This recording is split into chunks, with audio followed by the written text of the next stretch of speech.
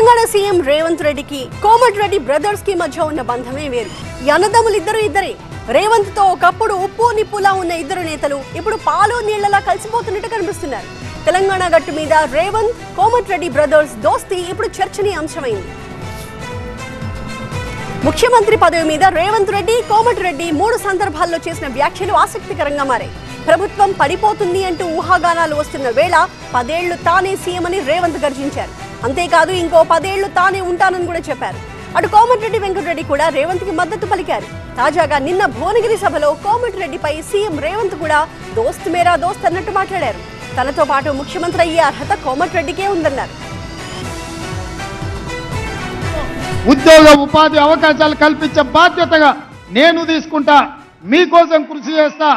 రాబోయే 10 సంవత్సరాలు నిరంతరం రోజుకు 24 గంటలు 10 ఏళ్ళు మీకోసం కొట్లాడతా, 10 ఏళ్ళు మీకోసం చేస్తా. 10 ఏళ్ళు ఈ బాధ్యతలో ఉంటా. మీరు ఆశీర్వదిస్తే ఇంకో 10 ఏళ్ళు కూడా ఇందిరమ్మ రాజ్యం ఉంటుంది. ఇవాళ కూడా చెప్తున్నాం, రేవంత్ రెడ్డి గారు 10 ఏళ్ళు ముఖ్యమంత్రి ఆయనే ఉంటాడు, 10 ఏళ్ళు కాంగ్రెస్ ప్రభుత్వం ఉంటుంది, 14 సీట్లు గెలవబోతున్నాం. మీ అందరూ కూడా సహకరించాలని విజ్ఞప్తి చేస్తూ, వాస్తవంగా నాతో పాటు ఎవరైనా ముఖ్యమంత్రి పదవికి అర్హత ఉందంటే అది కోమటిరెడ్డి వెంకటరెడ్డి గారికి అని చెప్పి నేను మనస్ఫూర్తిగా చెప్తున్నా. ప్రత్యేకమైన సందర్భంలో పార్టీ నిర్ణయంతో నాకు ముఖ్యమంత్రి పదవి ఇచ్చిండ్రు. ఈ పదవిని నేను బాధ్యతగా చూసిన తప్ప అహంకారంతో ఈ కుర్చీలో నేను ఏ రోజు కూడా 1 నిమిషం 1 గంట కూడా కూర్చోలే. ఇదే క్రమంలో ఎన్నికల ప్రచారంలో భాగంగా మునుగోడు ఎమ్మెల్యే కోమటిరెడ్డి రాజగోపాల్ రెడ్డి నిన్న ఆసక్తికర వ్యాఖ్యలు చేశారు.